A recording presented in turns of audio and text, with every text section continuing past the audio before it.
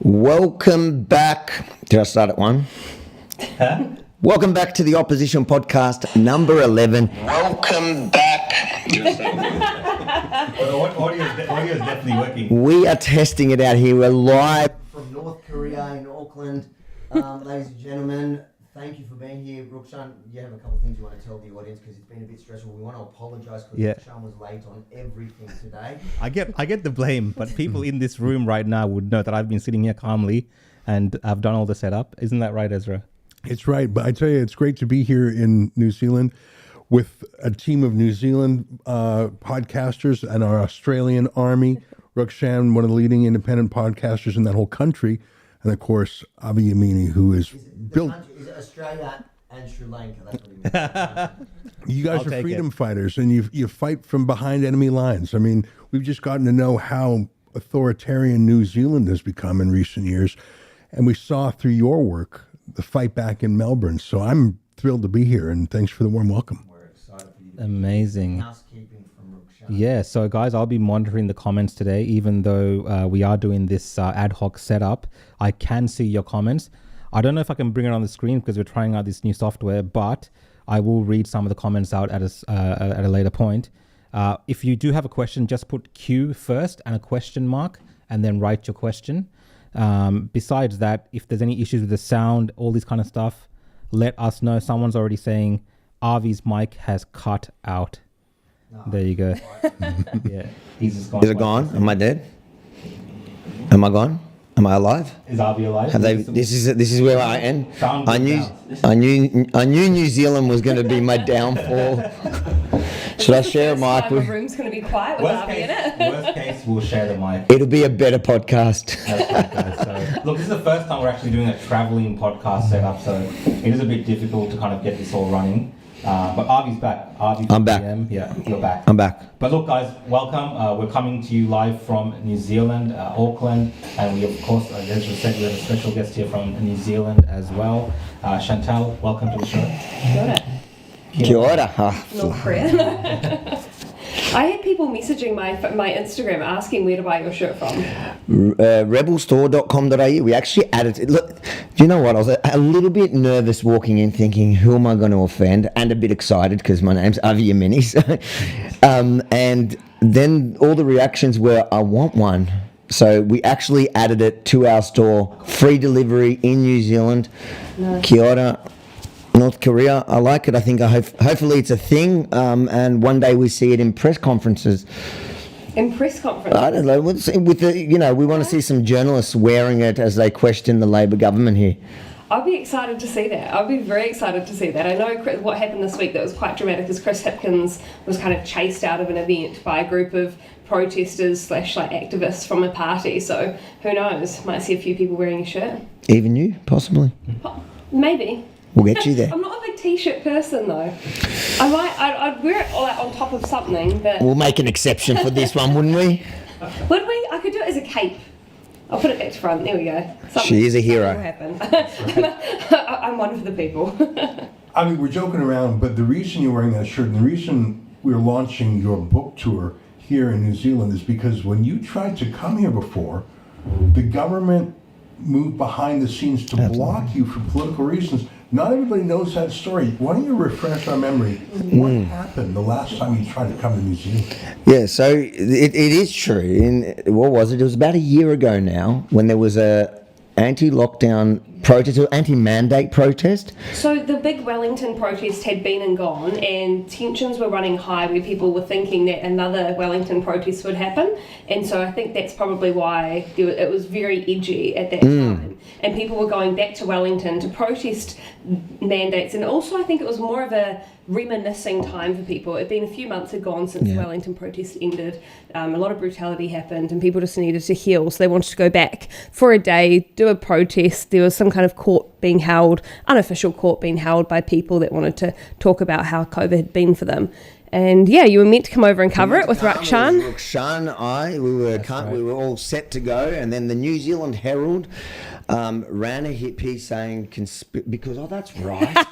It's all coming back to him now, guys. Because I reached out to Chantel and said, we've got to catch up and we'd love to interview you. You were a rebel here on the ground throughout COVID, and we want to talk to you, have you on camera. And by the way, me and Rakshan are coming next week or whatever it was, a few weeks before. And we've got to catch up. And look, I didn't tell her, in her defense, we went through this in the last podcast. I didn't say not to post it. I didn't think there was anything, I didn't even question it. So she, where'd you put it, on Telegram? I think it was on, was it? No, it can't have been Twitter. Maybe it was Telegram. Where? I think I just put a post, just a couple of, like a line saying, excited to interview Avi Yemeni when he's here to cover the protest next week, or something like that. Something really nothingness, because we'd never met before either. And all hell broke loose. They ran a headline, what was it? The headline was something like, what did they call you? I mean, I don't want to go into the names they've called me. There's a few. Maybe conspiracy theorist or activist. They use influencer a lot. Yeah, I don't know. It'll be something like that. Influencer says conspiracy theorists are coming to New Zealand, and they started listing. This is the interesting part. When you read that New Zealand Herald article, it basically says there's a rumor that I'm coming, because that's what it was. It was a rumor. She knew it was true. I knew it was true, but it was just a rumor from their perspective. It wasn't confirmed. They didn't ask me if I'm coming, and they wrote and they said that they started listing all the reasons that the government could ban me. They're going into my personal life and going, under the legislation, if you have a conviction. And it was later when we looked at the Freedom of Information, the documents we got, and the internal communications from the Freedom of Information request, it turned out, so everybody was basing everything on that article. And the bottom line was, the real reason, no matter what they tell you, is in black and white, you can see it. It was my propensity to incite people with opposing views, which I wear as a badge of honor. But my goodness, what happened to a Western democracy that bans whatever they want to call me, an influencer, if they really want to be derogatory, whatever it is, an activist that incites people with opposing views. Yeah. Of course, at the end of the day, the blame lasts with the authoritarian government that bans you. But as you mentioned, it wouldn't have happened had the New Zealand Herald not decided to become activists. And I think that's one reason that what I call the regime media these days is so despised. Yeah. Because that was not reporting. I mean, maybe I don't even know if it was news that there's a rumor Avi Yemeni's coming to town. I love you, but I don't think that's even news. Look, I do, but... But this wasn't a news article. This was... and this was pestering the government. I know what calls are from reporters like this. It's like when they would call up Facebook and say, how are you allowing this person to violate your policies? That's not a framing question. of it. It's why haven't you banned it? And if you don't, I'm going to embarrass you in the story. So that was a weaponized piece of, I'm not going to call it journalism. I put an adjective in front of it. Government journalism, activist journalism. And what's so gross about it is that you would think that if anyone supported the clash of ideas, a range of opinions, it would be a newspaper, the leading newspaper. They were about silencing and censorship. Shame on them. A disgrace for the government to ban you. But for the provocation, for the instigation to be a so-called journalist is so gross, and it makes it so delicious that you're here today. And it's worse than that, Ezra, because you're right about all of that. But the funny thing? They've never followed up that story now, the New Zealand Herald. Even now that you're here? It was a story that there was a rumour from somebody, by the way, that they call an unreliable source for everything else. Suddenly it was reliable. They ran with it. They had me banned. Now when I got back in, when it was granted again, not another word. Really? Not another word. So it was either a story or it wasn't. Chantel, has there been any mainstream or regime or government media talking about Avi's appearance in his upcoming book event? I haven't kept a close eye on all of their pages around the book tour. I have not seen anything, as in I haven't. But it's not been a public thing. There might have been one or two, but not the New Zealand Herald, not a Yeah. word from the New Zealand Herald. And what you got to remember is back then, when they wrote that story, it was without a byline. No one even put their name to it. Yeah. Who wrote that? Oh, yeah. Isn't God that- himself. You know, the fact that it was unsigned showed that know what- they're ashamed of it. They would claim, oh, it's because we're going to be hassled or something. No, they're the hasslers. I think the upside of the regime media not mentioning your arrival is that, you know, they're not mustering street gang enforcers, Antifa style, to come to your events. That said, the events that you've got coming up, they'd be foolish to come and mess around at those ones. Certainly. Ruxan, how are you finding it here in Kiwiland? You literally came here. Yeah. Just why? Why are you following me? I actually use this tour as an excuse to go on a holiday. So I've been enjoying my time traveling around the beautiful South Island, and it's been pretty amazing. Is that So- why we've had a shonky start to this podcast? No, You've been holidaying. I blame Benji for all of this. So Benji, that's the reason if people saw me walking out of here was to go check on the audio. Unfortunately, because it's not my setup, we can blame Benji, and he's getting red there. all right, lads, come on. You meant to be big men. Take the blame on your own shoulders. But look, New Zealand, it's been interesting since last time, obviously, with everything that happened. Of course, I ended up here by myself, and you couldn't come. And this time around, we're all here for your book tour. I mean, it's definitely going to be an interesting book tour, in my opinion, regardless of whatever happens, whether the media covers it, who comes, who doesn't come. It doesn't really matter. It's just great that you can do this and you can come here freely, because whatever happened last time was crazy. It was like, North Korean like. You saw the protesters that we have here that were against the people that were on the side of freedom. So you had the freedom protesters, you had the anti-freedom protesters. How different are Kiwi protesters to what you've seen in Melbourne? I think when it comes to Antifa, globally, they're all feral. That's just my opinion. So in terms of those type of people, they act the same all around the world. Did they get violent when you were here? I think they're a bit...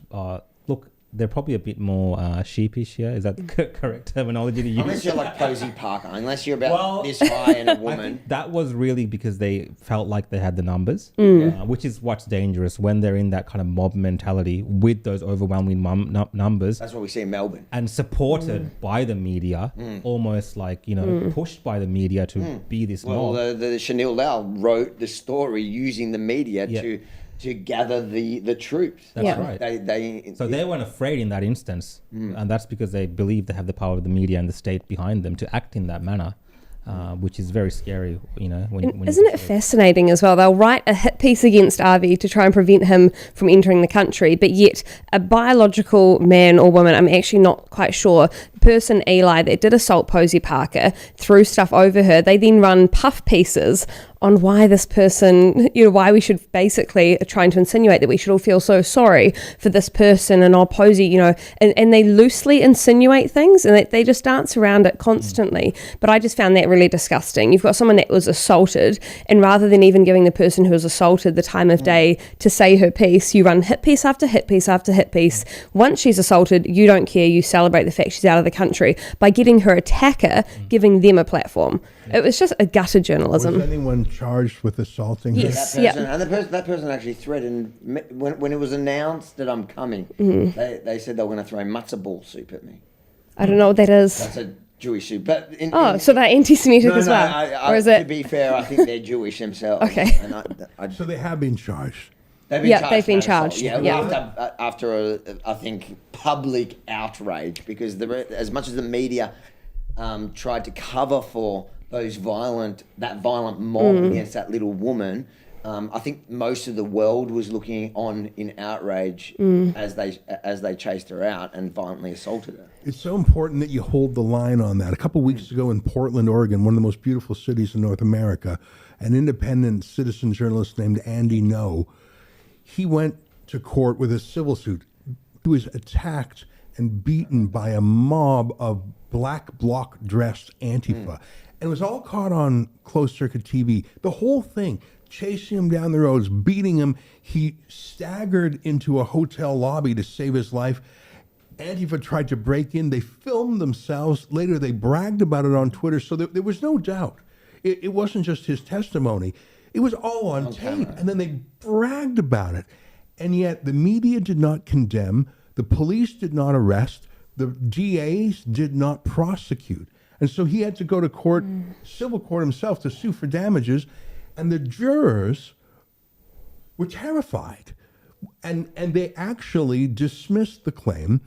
And one of the Antifa lawyers said to the jurors, "I'm going to remember your faces." And the Antifa was. And my point is, the reason I tell you this story, besides the fact that it's a shocking story, very fresh, is that if you allow the political exception to violence on the left, from any of those institutions, the media to apologize for it, the police to decline to arrest, and prosecutors to decline to prosecute, you will have a lawless place. There is no difference between a street gang called Hell's Angels and a street gang called Antifa. There's no difference. Yeah.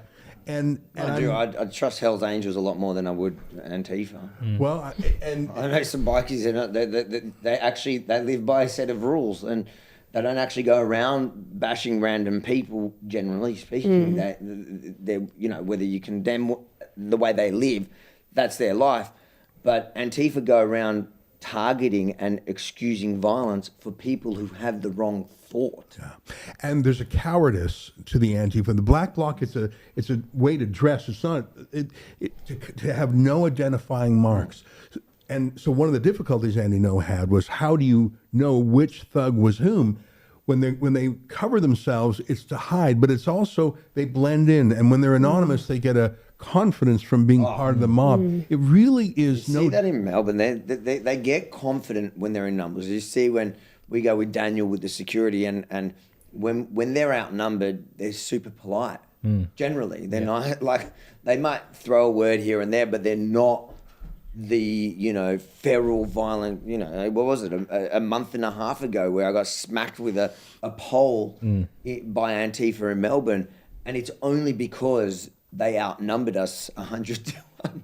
But that's the thing, and you need to fight back. But did police in that Police case back me now, because ever since our lawsuits in Victoria, police are very quick to pull out the red carpet and also to protect us. So yeah, the police have changed that back to before the 3rd of September 2020, when I joined Rebel 2 days later, my first arrest. So since we took on those fights and fought back, like you say, it's completely changed. I used to get assaulted all the time, and they'd arrest me. They'd arrest me after being assaulted back then. So, well, a question that I'm getting a lot from some of the people watching in is, they're saying, well, we're talking about Antifa, we're talking about these people. How do you actually combat this that's happening in our society with these types of... Well, what Andy No tried, I thought was brilliant. In the United States, there's something called the RICO statute. That stands for Racketeer Influenced Corrupt Organizations. And it was really a law designed to go after the mafia. Yeah. Because the mafia is not a corporation that you can sue.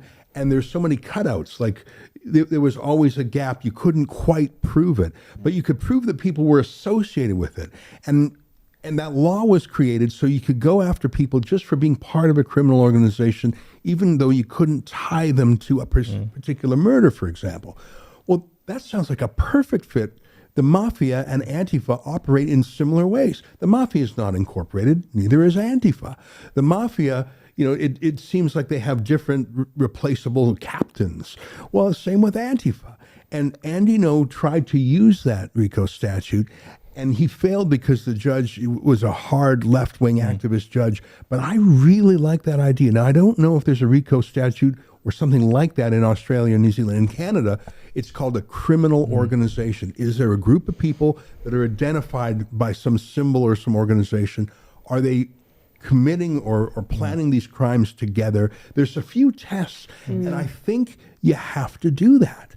And there shouldn't be a double standard. The rule of law means that no one is above the law and no one is beneath the law. And the thing that infuriated me was how the police thought that it was easier to handle you by throwing you in the back of a police vehicle and driving you 30 kilometers away and dropping you off, rather than tackling the actual criminals.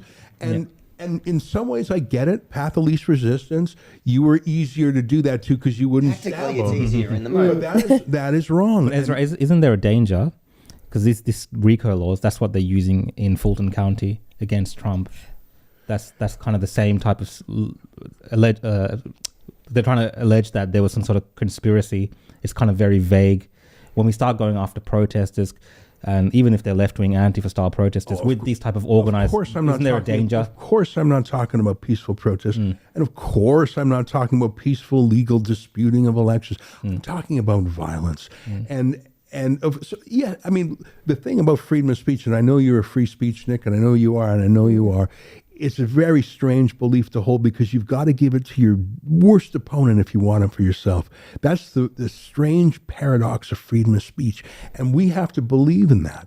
But when Antifa hits you with a pole or whatever, when they mob you or when they smash Andy No on the street, that is no longer a freedom of speech. It's being abused with the Trumpists, but it is Andy No had it right. But I guess the question more is, since it's a system that's already there, we use it just like they use it, but the idea of it, do you think it is a concept that's potentially dangerous to be misused against others? Like we're seeing a lot of laws being abused to target political people. Anyone. I mean, Political person. if they can target the president of the United States of America, former President Trump, and his lawyers using these type of laws, of course they're going to come after ordinary people. It's not better just to go after these people for the crimes that they actually committed, the violence. In Australia, not that I don't know how successful people are, but you can do private criminal suits against people. You can. Why didn't Andy No do something like that? I don't know American law as well as I know. I mean, Canadian law and Australian law are are more similar than American law. I think you're right. And the other side seems to have public interest law firms. They seem to have activist NGOs more than our side does. Yeah. And every once in a while, when you take a move from the leftist playbook, and I'm not talking about violence, but I'm talking about, like you say, a private prosecution, I think it's so rare on our side, and I think we should. Let me give you an anecdote from Canada. Now, you've got a book launch coming up. I had a book a few years ago about Justin Trudeau called The Libranos. No one under 40 will know what that's referring to. There was a TV show called The Sopranos, and it was about Liberal Party corruption. And the book was doing well, and I had a book launch scheduled for Calgary and Edmonton, 2 cities in Alberta. A theater in each city that I had attended at before. Well, there was a Twitter mob that scared, that threatened, and basically swarmed the owner of those 2 theaters. And I called him up. I said, come on, you know me. It's going to be fine. We'll bring security. He said, in 30 years, I've never canceled an event, and I don't intend to. Okay, but he had never suffered the threats that he did before. And then he later told me, he said, Ezra, I can't sleep. I'm that afraid. I said, don't worry, we'll bring security. Well, he worried, and he canceled the event. And I literally had my book launch on the street outside the theater. But here's what I did. And I don't know if it could work here, but boy, it worked in those 2 cities. I saw everyone on Twitter who threatened him, because that's where it came from. Now, some people on Twitter are anonymous, but many people feeling bold behind their keyboards, feeling maybe anonymous or untouchable. Like there was a professor at the University of Alberta, a professor who was threatening this guy. And so I took screenshots of anyone who had their identity, who threatened this guy. Now, I sued him for breach of contract, but I sued all of them for inducing breach of contract, which is a tort. He settled with me. He said, all right, here's your money back. And I said, write out the truth of why you canceled. And he said, well, he threatened and he threatened and he threatened. So I had the case for all these other folks who induced the breach. We sued every damn one of them. And, I tell you one thing, when we do events in Calgary and Edmonton anymore, they do not try and cancel it. You have the time for that. You have the dough for that. You have the patience for that. Not everybody does, but I tell you, the left would fight that way. And there was nothing wrong with that. There was no violence, and that's a real law, inducing someone to breach a contract. A correction, though. You said under 40 wouldn't know The Sopranos. I'm under 40, and I used to love The Sopranos. And the second thing to your point is the left do have all those left-wing... NGOs and... what do they call law firms? Like in Victoria, they have one. What did you notice through COVID? They were all silent. They were not standing up. It was us that was standing up. But suddenly now they're all taking on these COVID cases. And I'm looking at it going, you were the same people that mocked us for defending the people now you're pretending to care about. Yeah. It was the worst civil rights bonfire in a generation, and the so-called civil libertarians, in the main, not all of them, but most of them, just went on a 3-year holiday. Yeah. And when our civil liberties burned, I mean, I don't think they honestly believe in civil liberties, except as a temporary tactical weapon to get an advantage. Yeah, I think you're right there. I think COVID proved it. I think COVID showed me the distinct differences between people that are, I do think you have a lot of people that sit that are centre that really aren't that worried either way. They just want to exist. They just want to live their lives. Then you do have people that are more on the far left, far right, anything like that. But what I do notice is the left are very collectivist. So they will act like a cult together. They will work together. They will try and ruin someone. They'll be very precise and very premeditated with the actions that they do, and they'll do it as a mob. And whether that's there'll be multiple NGOs that will join in, whether it's the people as individuals that just act as a mob, they've got more of a mob mentality. But I also think this is why the left are very successful.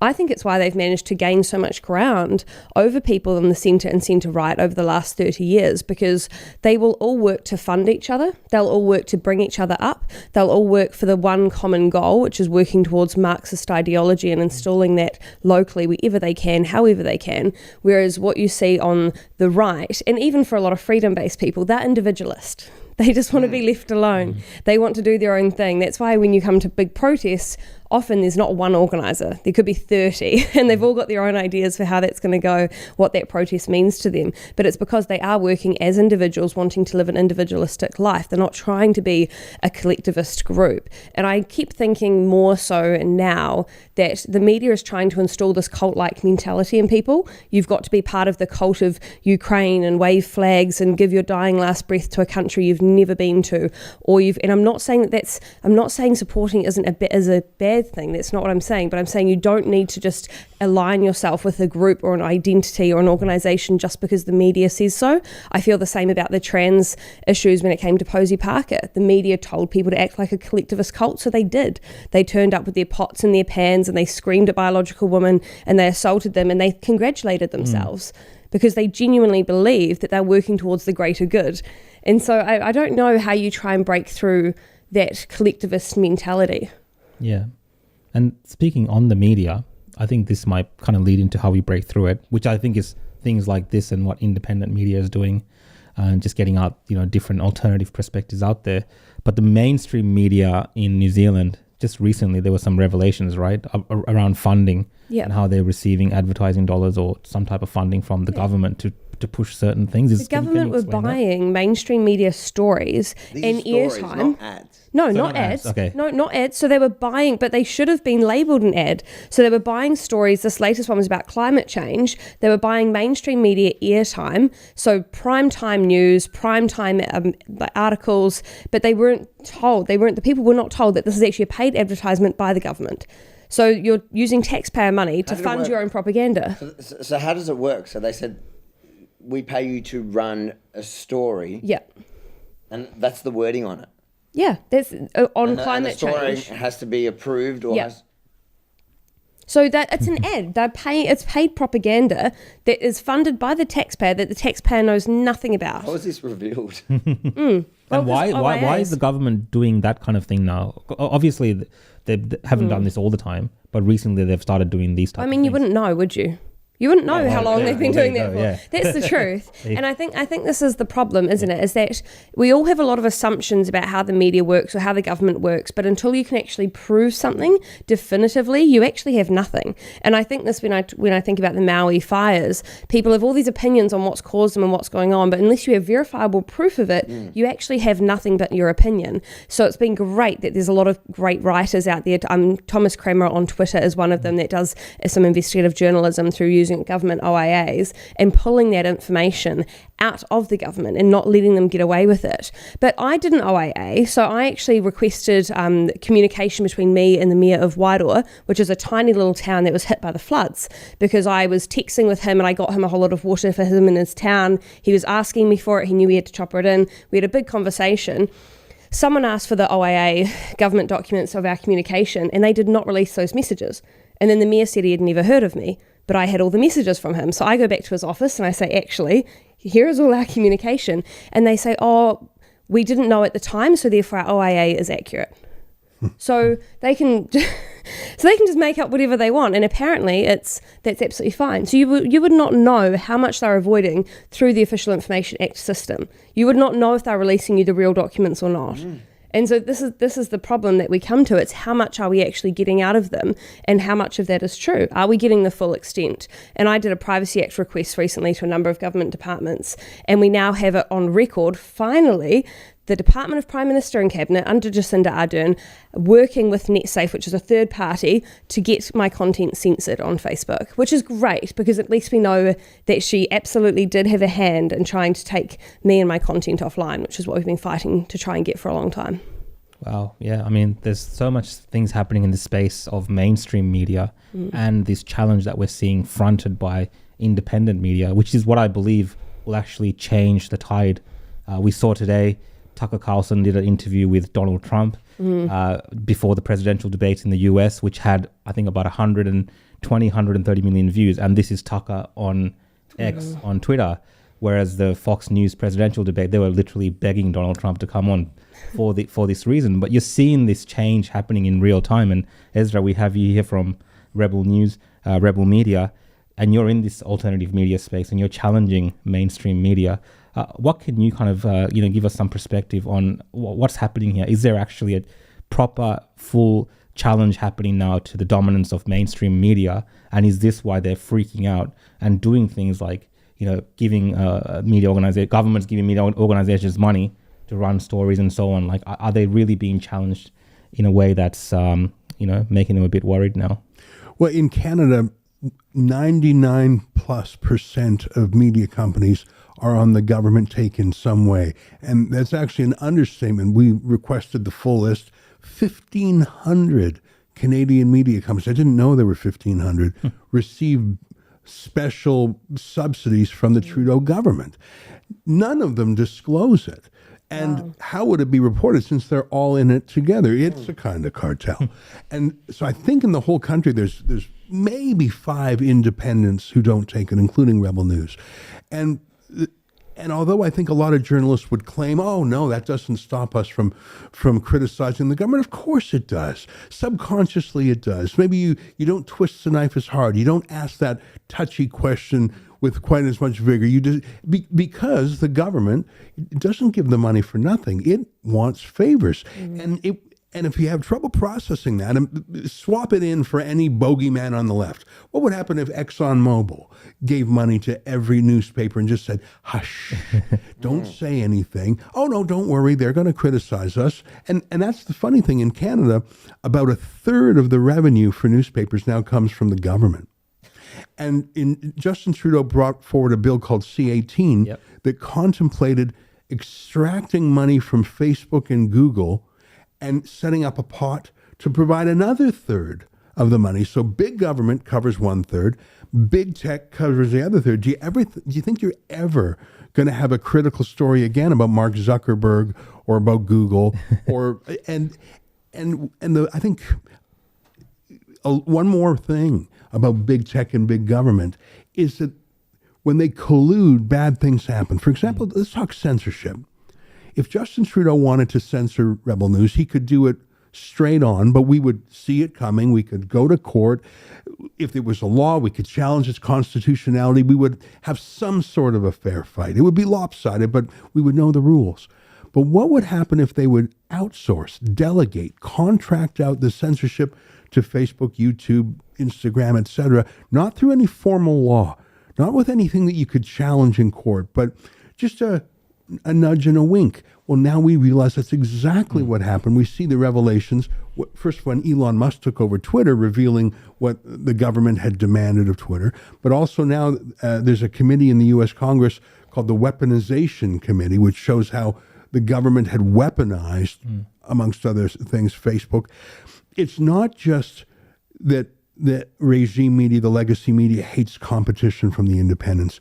It's that they're paid to be docile towards the government And that final layer is they collude in censorship, including through so-called fact checkers. And you broke the big story. You and Avi had a hand in it too. What do you- Rukshan, I love can't it. take any credit in this one because there was no way for me to really Yes. access. I think it was all Rukshan. Well, remind the viewers, because I don't know if everyone knows that story. Yeah. And it's and this week it's important because I think today it's- I think it's blown up this week. Yeah. Your work that you got no credit for has blown up this week. Yeah, I think it's a very important story, and a lot of this centers around it being an important story in Australia right now because we have the Voice to Parliament referendum, which we can talk for hours about. And really, these fact checkers are so involved in, I guess, controlling the debate around it by fact checking just the one side, that a lot of people are up in arms about it, and they actually fact checked one of the major networks, Sky News, and that actually led to them breaking this story, but it's a story that actually comes from what happened with Avi and RMIT University. And in those documents that I observed from the county court, I saw this agreement between Meta and RMIT Fact Lab. And these are commercial agreements that these fact checkers have with these with Facebook and Meta, where they're getting paid per fact check. Around $800 up to $40,000 US dollars. US, These are US dollars. up to $40,000 per month, I believe, and that's almost $700 something thousand dollars. 740, I think now. Yeah, for the year that they can potentially earn.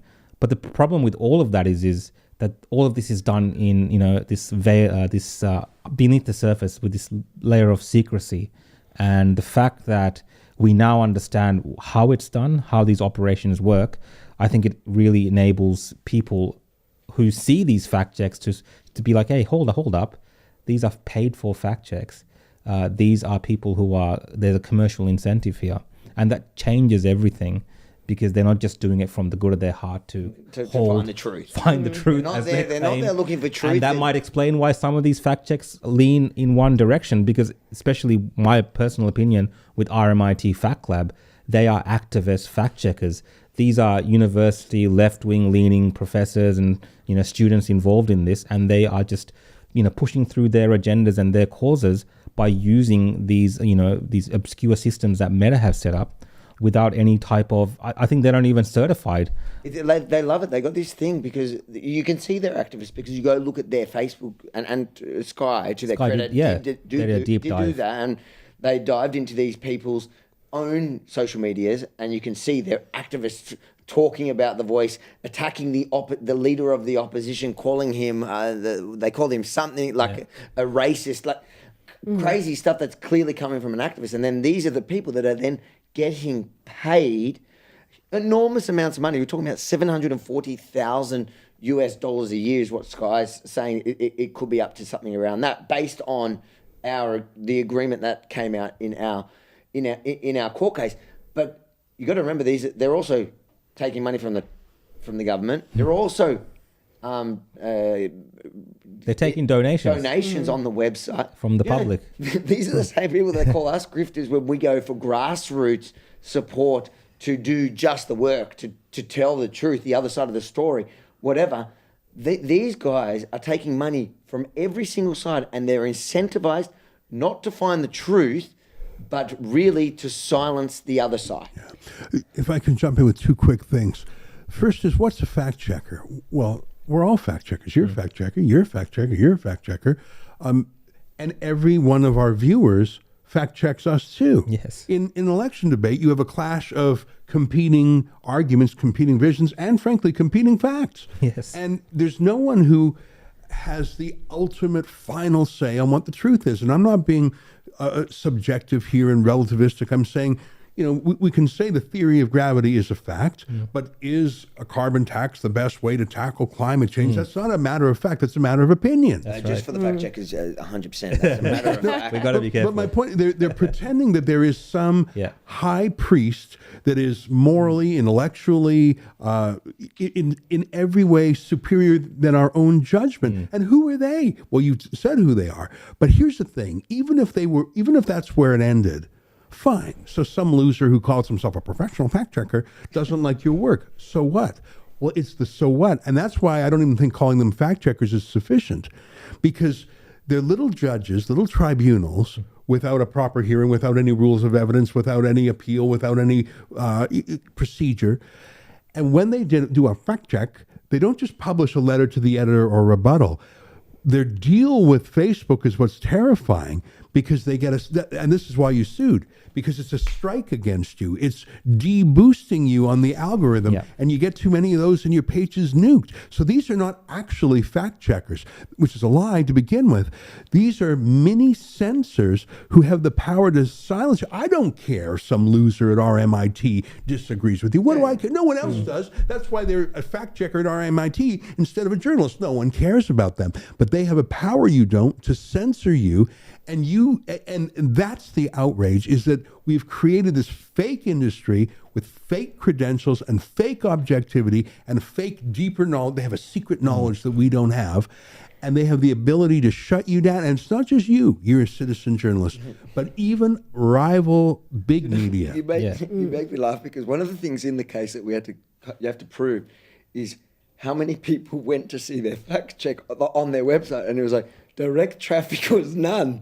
It's all because where no one's really going to them. No one's going to Yeah. RMIT to look at their Who would articles. do No that? one cares. No, I agree with Ezra. But it is the it is 100%. about censoring. It is Because about it's controlling. 100% they have the power to do it on Facebook. That's the only place people are seeing these fact checks, because they have the power to demon and put the big warning on it, and then people click through. And the thing is, it's for them, it's the best life. They get paid to look for what they perceive as their political enemy. They get paid for each one they get. Imagine we had that on our side. Imagine we had that. I don't think it's right, no matter which side, but imagine we had that. There was an incentive for us to track down each troll or each person that had an opinion on the other side, and we got paid for each one we silenced. Because if you look at RMIT's Fact Lab, their website, the fact checks are so ridiculous, some of them. They're over either stuff that is, okay, that's clearly... Like Yeah, you somebody's wouldn't believe that. It's almost a meme. Yeah. You know, they're fact checking memes. They do. Or they're targeting articles and stuff that is no one's even really seen. Yeah. So who cares? You're the one that's giving it more thing. And thirdly, they're fact checking just blatantly wrong. Yes. And I think that's where they got a bit But it's not what's happening right now, even with the fact checks. It's what they're doing next. And I mean, in New Zealand, they're bringing in the safer online platforms and communities, whatever that stupid bill is. We have you that, guys yeah. are doing the We're doing something similar. Yeah, misinformation and disinformation Yeah.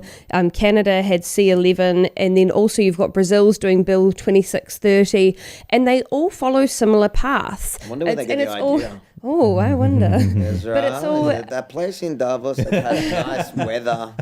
Well, they do say the WEF and the UN have put forward petitions saying that they want there to be government censorship, and it's all about helping people feel safer online. But the problem is that it follows the same pattern. It's all massive fines if you don't comply. The government has got control. The government is going to be exempt. And I mean, Australia, the Liberal MP spoke out and he said this is outrageous because the Albanese government would be exempt, but anyone who's an Australian that speaks out against the government wouldn't be exempt. The academics would be exempt, but Mainstream anyone media's speaking exempt. against, yep. But anyone and any platform that they choose to exempt. So say you had the disinformation project that wasn't government funded, even though they all seemed to be government funded at one point, they could just deem them as exempt. So they could produce disinformation against citizens and get away with it and be can't fight exempt back. from the If you bills. fight You back, can't fight back. So Tucker Carlson having the most watched video with Donald Trump wouldn't matter anymore on Twitter because Twitter wouldn't even be allowed to host that conversation. Yes. And this is the real problem that they're bringing in. They're not like, we are still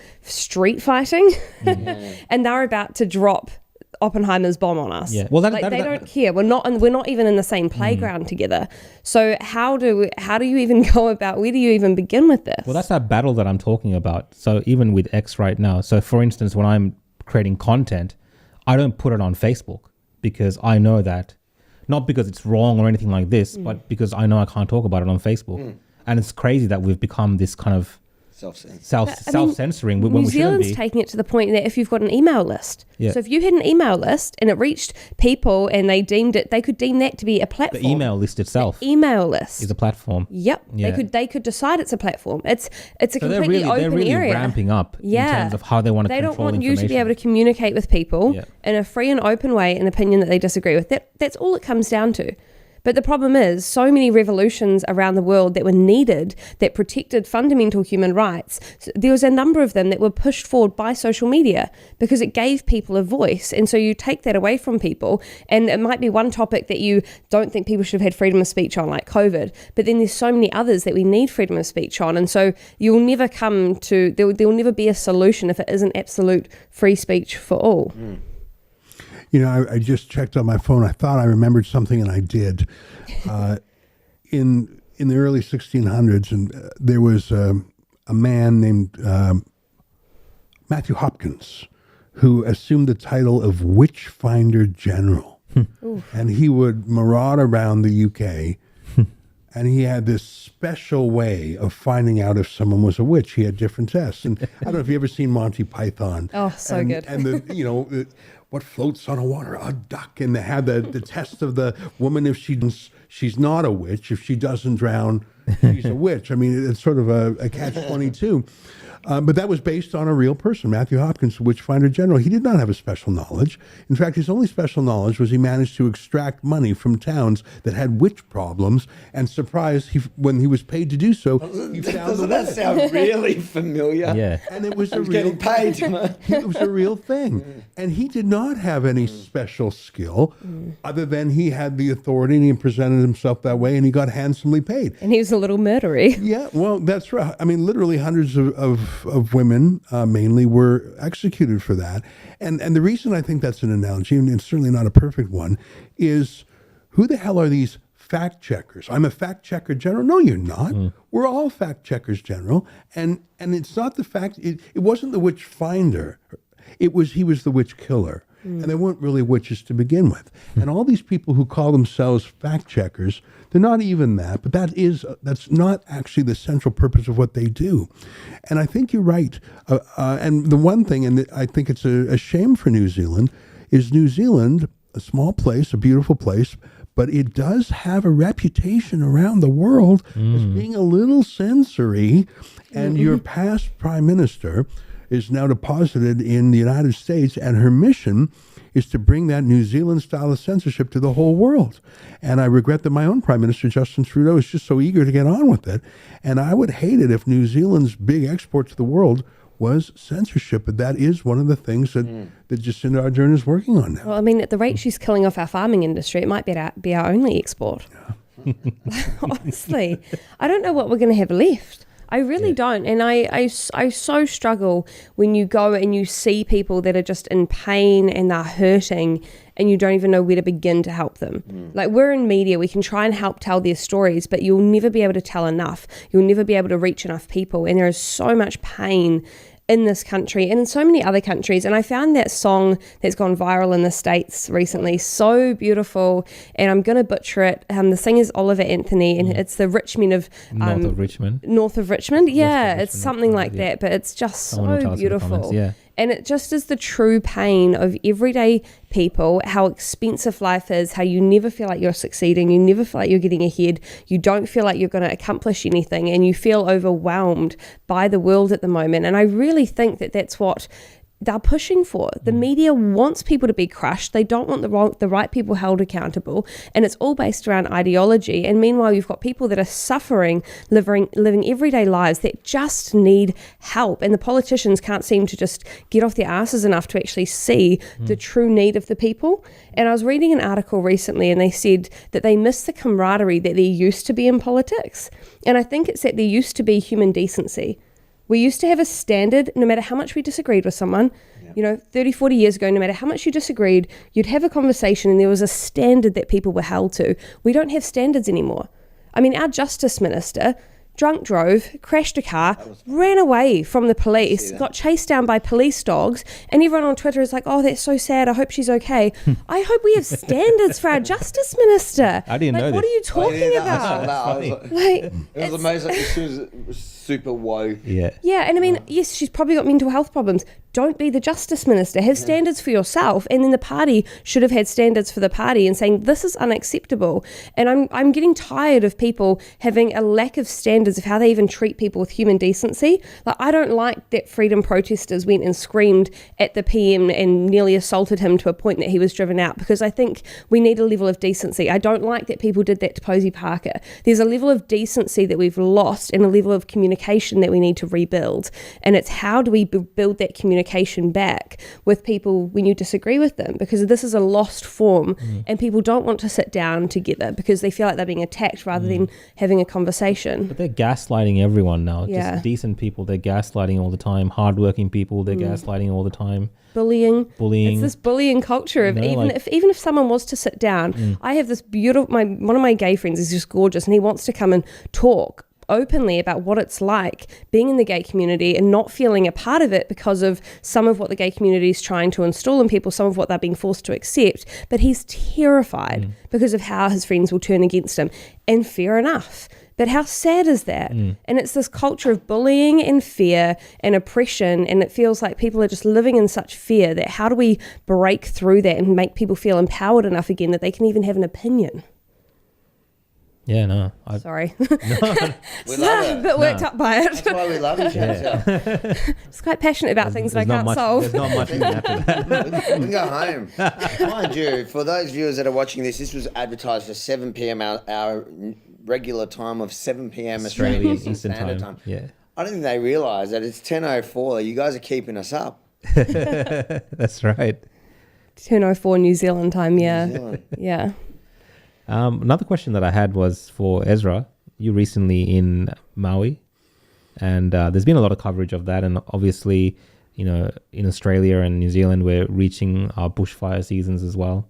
So there's a lot of alarmism in our media as well. What can you tell us about what you saw in Maui and what rebel media saw? And you know, there's a lot of stories going around about it. Some of it goes into the area of conspiracy, but there is a truth on the ground, isn't there? Right. I mean, we set up a website with that name, thetruthaboutmaui.com.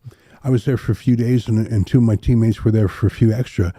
And let me tell you what facts are. And this, I mean, these started as rumors, but you chase them down, and there's facts behind them. Number one, the police blocked one of the roads out of the town, blocked it.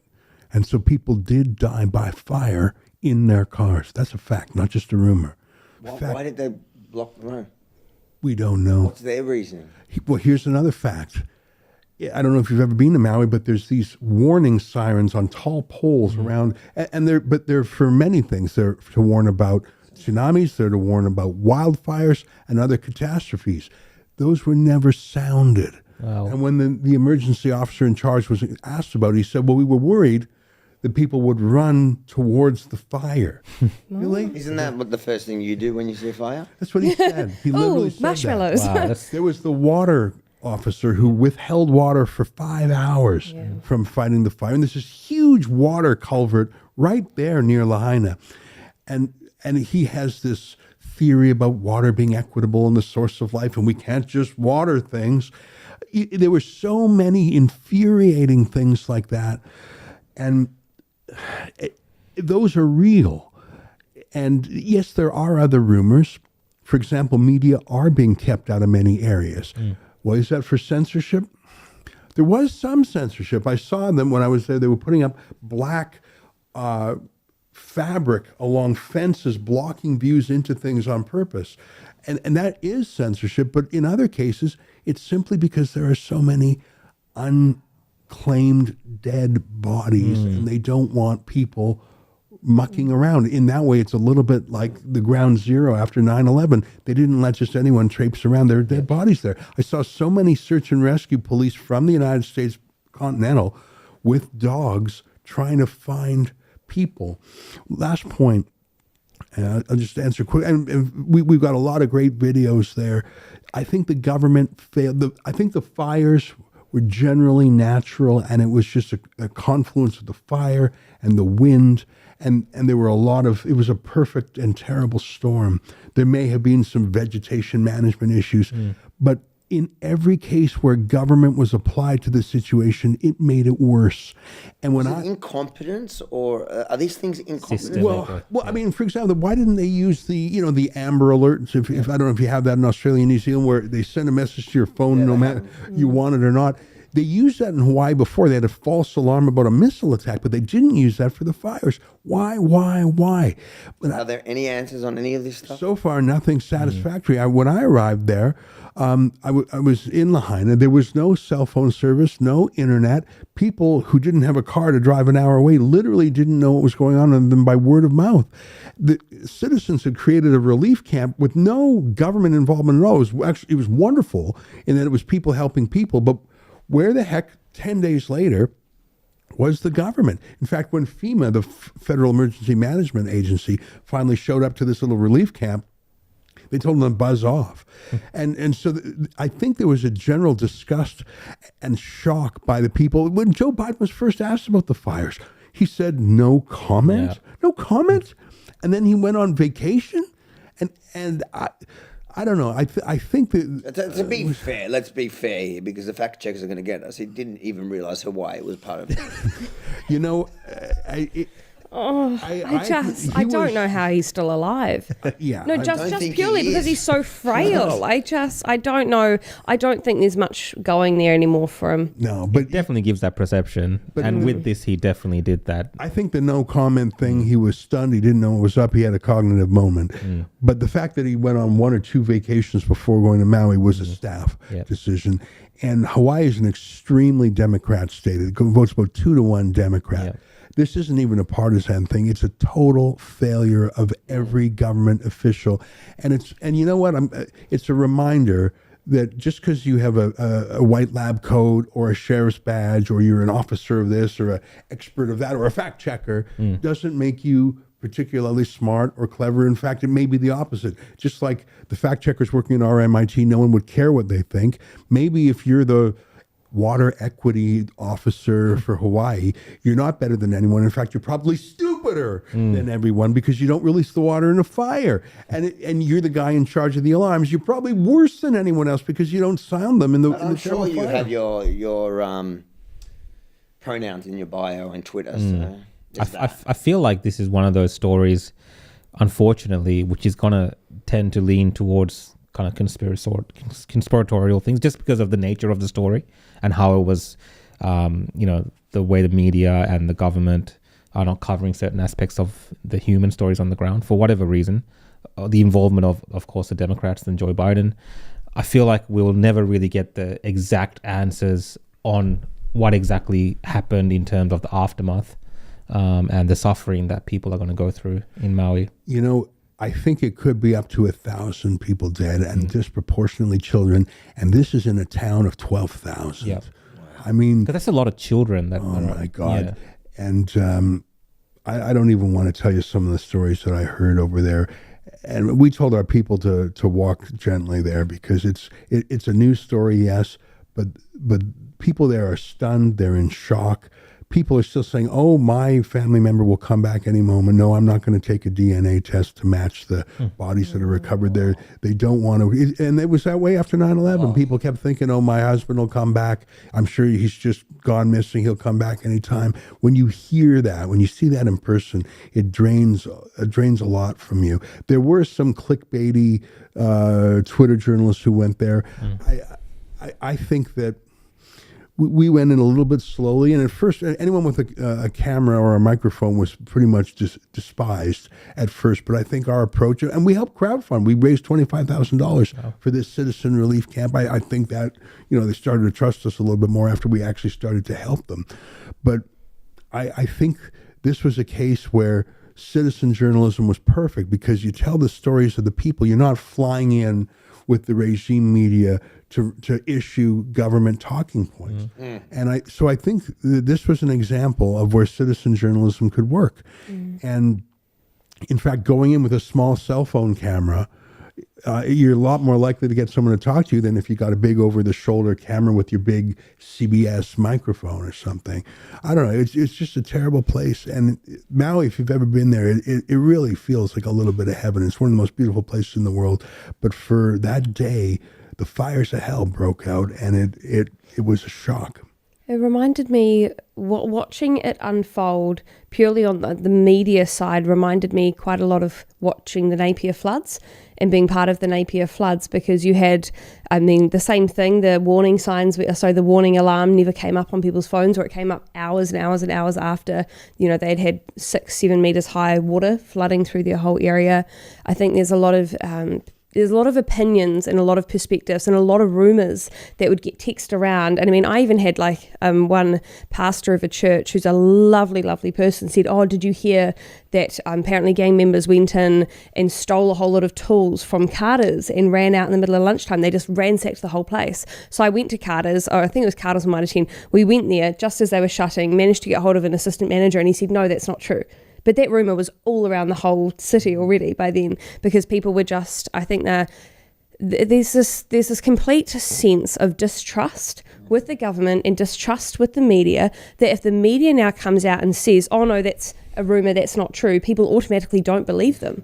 And that's what I see in Maui as well. And I've seen reporters on Twitter that are saying, "We're getting blocked as well. Stop saying it's just the mainstream media. I am mainstream. I can't get in there to tell the stories." But there's just this feeling of absolute trust that has been lost by the governments worldwide because of the steps that they've taken. And again, community initiatives. When I was first there, I think it was about 4 days after it first happened, and the community were the ones that were funding and helping everybody. They were the ones that started digging houses out, with digging all the silt out of houses. And Man Up, part of Destiny's Church, dug so many houses. They helped so many families during that time. They were incredible. And the news did a piece on them, and they wouldn't put that it was Man Up and Destiny's Church in it. And they wouldn't put who the actual leaders were, which is Brian and Hannah Timothy, because obviously they've been on the freedom side, so they're now blurred, so they wouldn't put it actually who the group was, but they said, "Oh, this group's doing amazing work." And it's just so frustrating. It's like, no matter how much you might get frustrated at this group for what they've done on the freedom side, you can't not give them credit when they're sitting there and they're one of the only organisations digging house after house after house and putting thousands of dollars in to look after these people. And so it's just such a shame. I feel like ideology is destroying really fantastic grass level roots. And I know the police came and shut down community initiatives that were running in Maui as well. And you just think there's this layer of bureaucracy, and they get it wrong. They get it wrong, and they're too slow, and it's empower the citizens to look after their communities, because losing your sense of empowerment as an individual and as a community is part of the reason why we're having the breakdowns that we see today. And the media are not doing anything to help that. Chantal just laying it all out there, smashing it. No, I Lucky just she's feel for the here. people. Lucky she's here, because we can't be that eloquent. Yeah, we've got nothing to give. No, you just see how the people, isn't it? It's just, you see the people and the hurt that they're going through. And I can't imagine, a flood is horrific, and just everything that was destroyed, that still is destroyed. When I go back now and see it, there's still cars upside down, houses that are totaled, that you can't even go and dig them out. It's too much. And I can't imagine what it would be like with burning, and even the smell of the smoke and bodies, and just, I don't know how people mentally can recover from something like that, the trauma of that. Had they started cleaning up some of that in Maui, Ezra? Because it looked like a bomb had gone off. That's the footage that we saw on television. Is that kind of what it looked like when you went there in person? It did, but what was interesting is the absolute torched cars and houses, and then immediately next to it, a house that was unscathed. It was very odd. Many of the neighborhoods were blocked off by military because they didn't want, unless you could prove you lived on that street, you were not allowed in. Either they were protecting against looters or just people poking around. Like I say, there were unreclaimed dead human bodies there. And so I can't really object to that kind. In fact, when I arrived, there was a police checkpoint that stopped me and said, "If you're not a resident, we're not allowing you into Lahaina at all." And I talked my way in I had brought with me a Starlink satellite unit. And I said, "Look, I'm bringing a satellite there for the use of the people." And the cop waved me through. But had I not had that, and by the way, the people who I stayed near, no one had internet since the crisis, but I can understand why they wouldn't want people with no connection to the community to go there after 10. What business would you have? And so I can't really say I'm opposed to that. Okay. And I don't think it was really nefarious to keep, meddlers out after 10. So, and I can see how that could become fodder for a conspiracy theory, but I can't really object to it. No, I think you need that. And I mean, Napier had the same thing, but they had police like 24/7 in Eskdale, and they would go to cars, and people wanted it because the looters would come in, and even just feeling like they've become tourism for everybody. Like they weren't getting help from people, but then people wanted to just come and take photos of all the destruction that had happened to their lives. And so I think that actually police and military being there to give people a sense of safety is a good thing. And I think coming back to what you were first asking, the climate activists, they're not missing out on this opportunity to use that. No, I mean I think that's where you were going with the fact that we're going into fire season, and that's Yes. what we see. Like you remember, right before COVID, the whole Australia was burning. You remember the photos they were Yes. putting up all over the media? Australia was one big fire. So that's Yeah, and I'm saying they're going very hard on the fact that we're going into fire season. And did you see that there that they were pushing that, or is that just the media outside just? I think that's the national media in every. Every time there's any fire, and in Canada There's particularly, never been floods or fires before in history. I just want to point that Yeah, out. and- So that's a new thing. and to say global warming caused the fire, in Canada in particular, it's human cause. I mean, yes, there's the odd lightning caused fire, but most of it is an unattended campfire, or it's arson. It's arson. The fires increase for arson, and you know what? There's such a strong narrative whenever there's a fire to use the words global boiling, and my point is, I have no evidence of it whatsoever, but it would not shock me if someone from the global warming movement said, this is such powerful propaganda, we're going to start a few fires. I have no proof of that, but we do know that forest They're fires... crazy. That's the sense that I'm getting with how it's being ramped up. I mean, we know forest fires have been used as a terrorist weapon, but in Israel, Hamas will launch little fire balloons to start fires, not for propaganda reasons, but to generally burn down fires. We know there are eco-terrorists in other ways. It would not be shocking. I mean, listen, we saw riots and fires for Antifa, and all it takes is one guy. In Canada, more than 50 churches were either vandalized or torched in a political act. And if you would torch a church, of course you would torch a forest. Again, I'm speculating. I've not heard of But it's funny because they speculate all day, Yeah. and they're allowed to. The fact is, during the fires when they did find a bunch of arsonists in Australia, it happens all the time. Yeah. And Well, just recently, the fires in Greece and I think in Tenerife, police are investigating arson. So with all of that, but as soon as you say that, the fact checkers, the censorious, the paid, whatever we're calling them now at Rebel, we've got to come up with an official title. It's annoying because they weaponize language and that's what they've done for a long time. Antifa, the idea that they call themselves anti-fascists and we go with that. I refuse to do it. I'll call them Antifa because it doesn't say it, but I won't call them anti-fascists. Because they act in So a fascist I think we way. need to apply this same thing. We can't call them fact checkers. We can call them fact checkers, but they will penalise you, and that they would penalise. If you said, "I think it's arsonists that did it," even though you don't have proof, but just like they don't have proof that it's global boiling that caused Well, it. what I've seen, the argument I've seen is that even though an arsonist did set the fire, the reason the fire is so bad is because of climate change and global boiling. Because Is that because his best friend is climate, his other friend is change, his other friend is global and the boiling? conditions and are they've so all bad done it. and the conditions are so Yeah, I bad get that's what being you're saying. created. That's why the fire erupted like that. If it wasn't for climate change and someone set a fire back in the past, it wouldn't be this bad. So that's kind of the way that they get around this whole thing. So They're able to twist everything to Yeah. get exactly what they want. It's not that hard. Mental gymnastics has become an Olympic sport taken on by many on the left because they can't go to an actual gym. Oh. Well, talking about sports, this might be a bit controversial. I don't know if you want to talk about this. It's controversial in Australia. Oh, the Matildas and the World Cup soccer. Yeah, what about it? Well, they came fourth, and they're building a statue. I saw you get a lot of crap on Twitter I about that. popped a lot of crap You for that did, because I didn't actually support the Australian women's soccer team, and I'm really I don't know, to be honest, I don't actually know if they identify as a women's team anymore. well. Let's just Like, look, look, they're super as an woke. Australian, whenever one of our teams, I'm sure as a Canadian or love as a it. Kiwi, when whatever sport it is, when one of back your 'em. team is doing good, you back them and you Yeah. get excited about A it. statue for 4th place. I mean, Oh, they you went were nuts. lucky to even get a Do you ribbon. know what? Do you know what? The whole debate in Australia became, we weren't even in the finals, and it was whether we're getting a public holiday Yeah. if they win. How typical of Labor is that? Let's Wow. get a day off work for other people's hard work.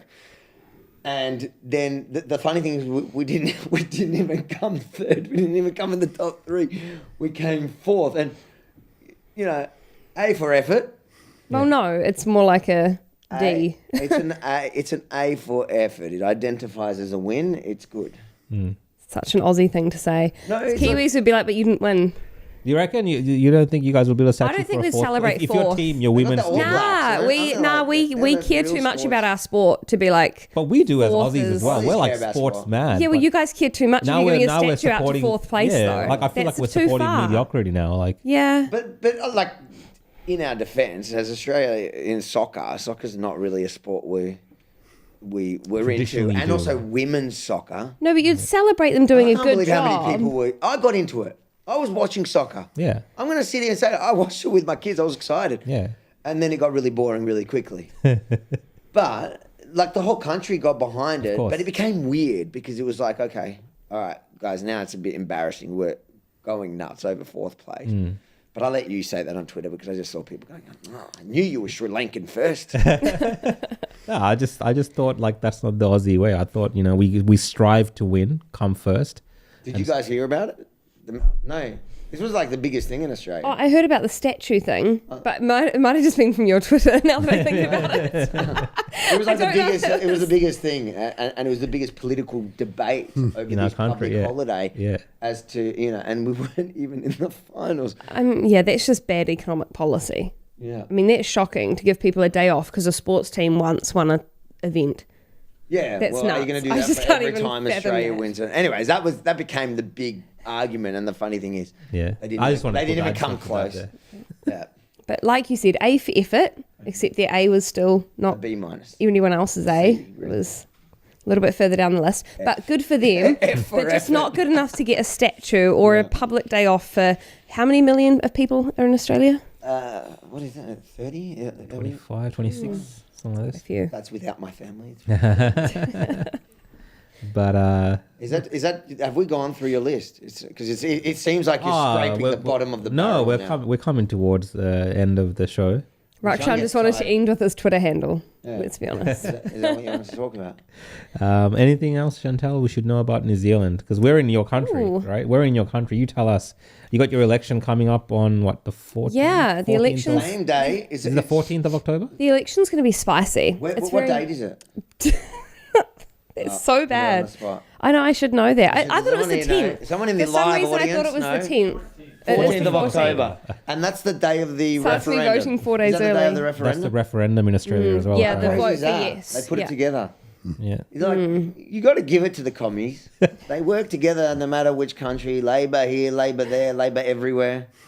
But it is quite a monumental election because we really are voting effectively for either co-governance of our country or against co-governance of the country. For people in Australia that are looking at the referendum, it's quite important in this period. Yeah. What does that mean in short, co-governance? In short, essentially, if you're Māori of Māori descent, you're going to get voting rights over and above other New Zealanders. That's it in short. But in practical implementation, like things like Three Waters, they're going to create like separate water entities that are going to be governed by majority, well, not majority, it's split down the middle and it's going to have Māori 50%, but that's wrong because they only take up about 14 15% of our actual population.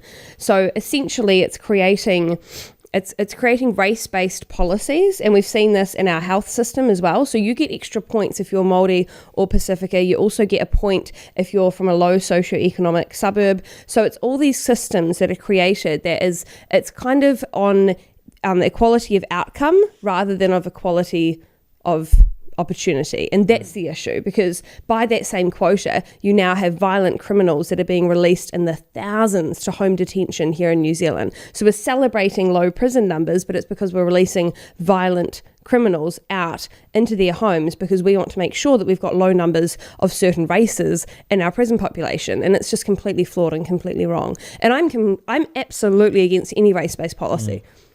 No matter what your race is, we should not have race-based policy. I'm completely against it, and we're not even allowed to have that conversation publicly, it seems. If people publicly speak out against co-governance, they are shut down. The Twitter mob that we were talking about earlier starts to hunt them down. It's become a really awful scene, but I know that for a lot of the Kiwis that I talk with, and Kiwis that are Māori as well, they don't want co-governance. They want to be treated equally.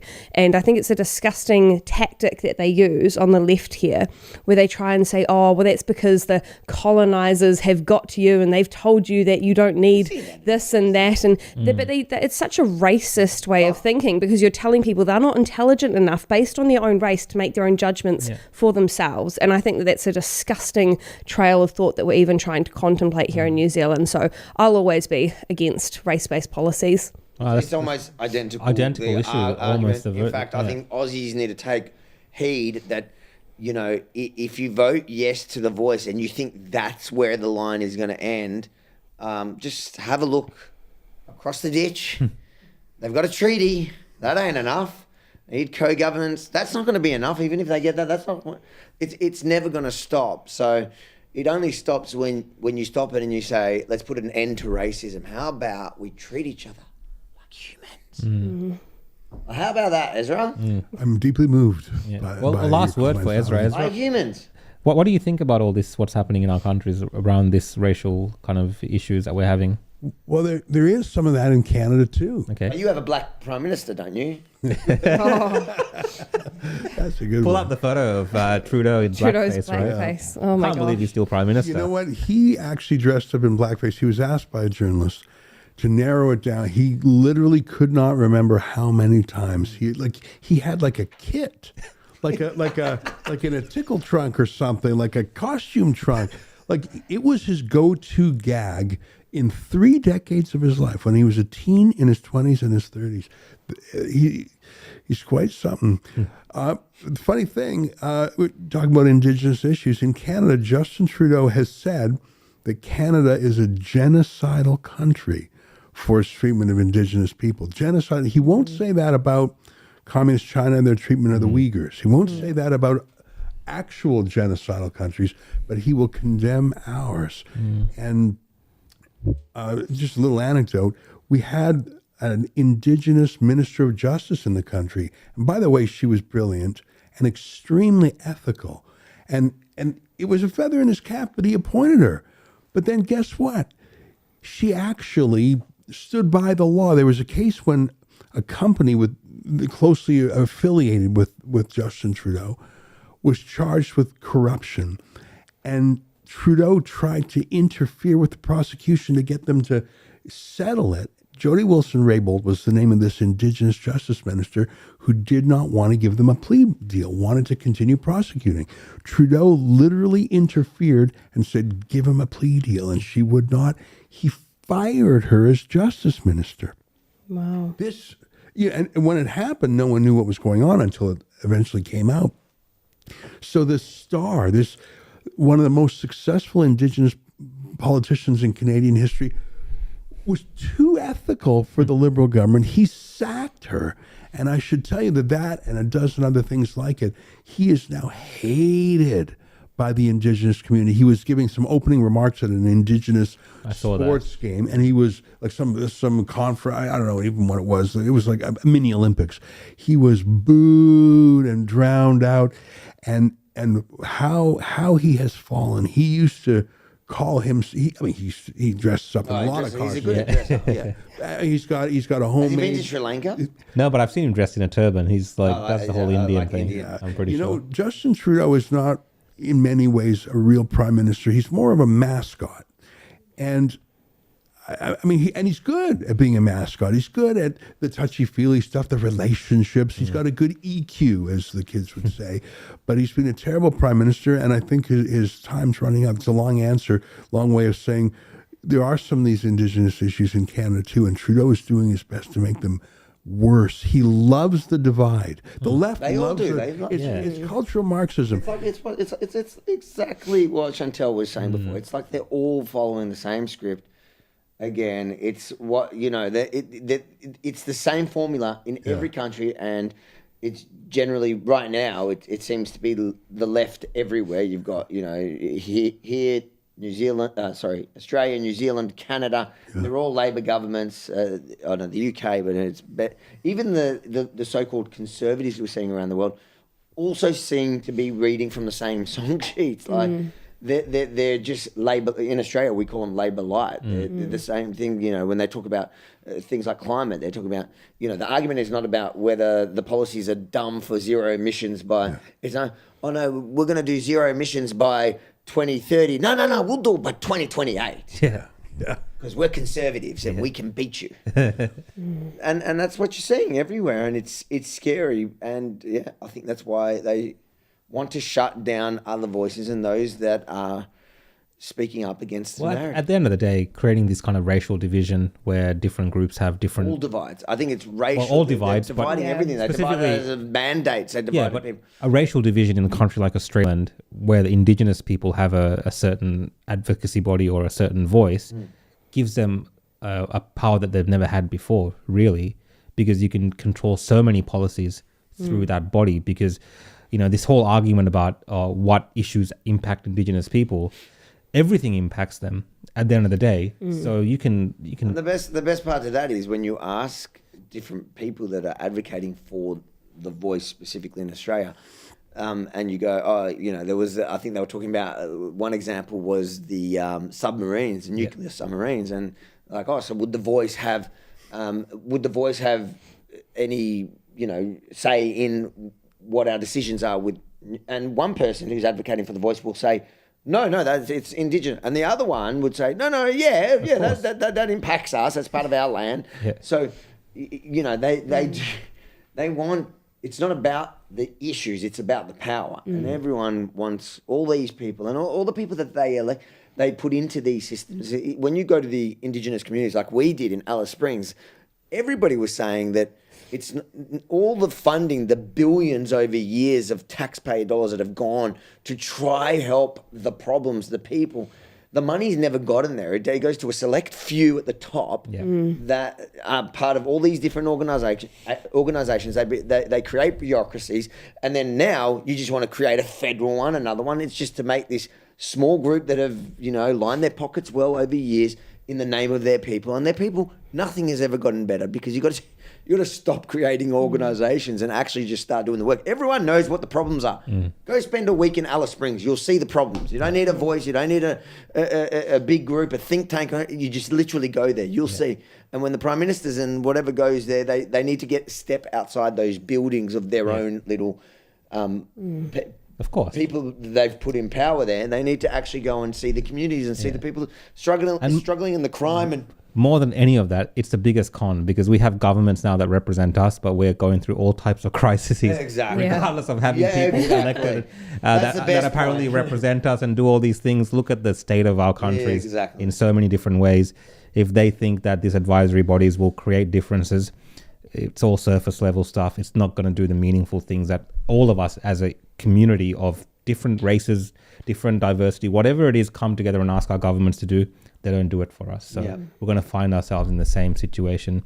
But look, I always find that we end up talking about the voice to Parliament in this podcast. I can't wait until this actually, I can't wait for it to be it's all over. Can't wait. Whatever happens, even though I'm very much opposed to it, whatever happens, I'll be very glad when we don't it's talk not about pass. It's a joke. It's October 14. That's one thing I can confidently predict is the voice is not going to pass. Remember he said that. Benji, remember he said that for a real when it does pass, baby. Benji, if it passes, you got to scrub this episode from every platform.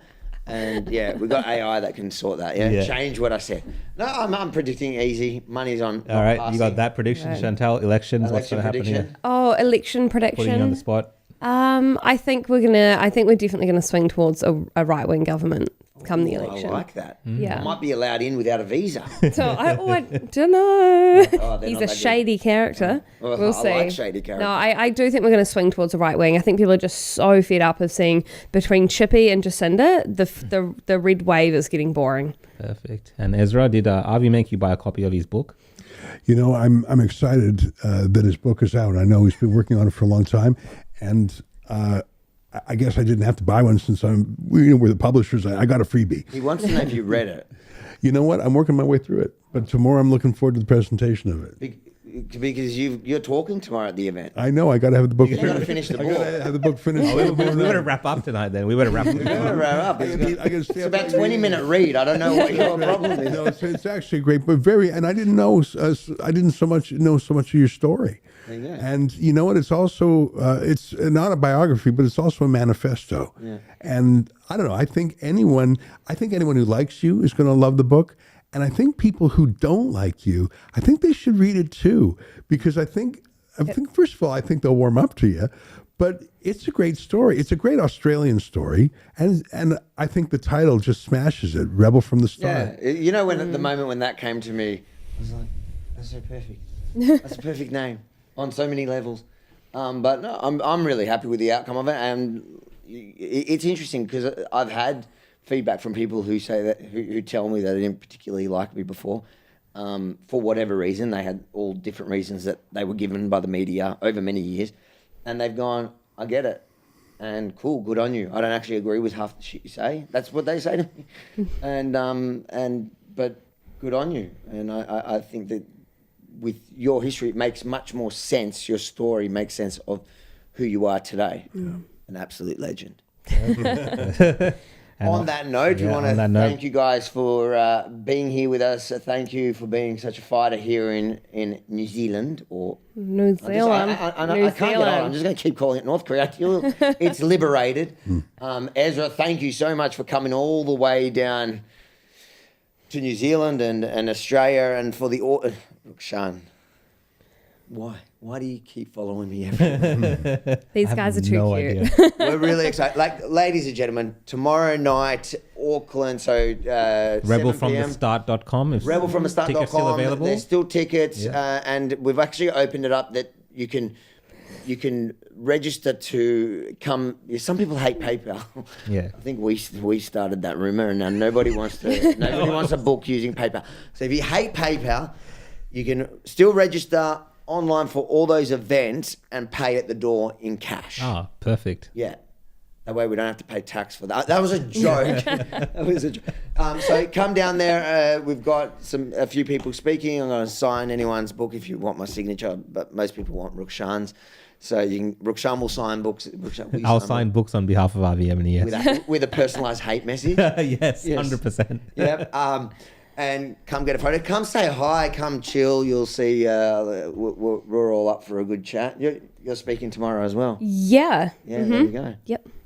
Come down to meet Chantel, Ezra, and Rukshan, because I guarantee you they're way more interesting than me. Yeah, On that's that true. note, thank you for tuning in. Thanks, guys. Thanks, and guys. thank you for watching from around the world, Australia and New Zealand.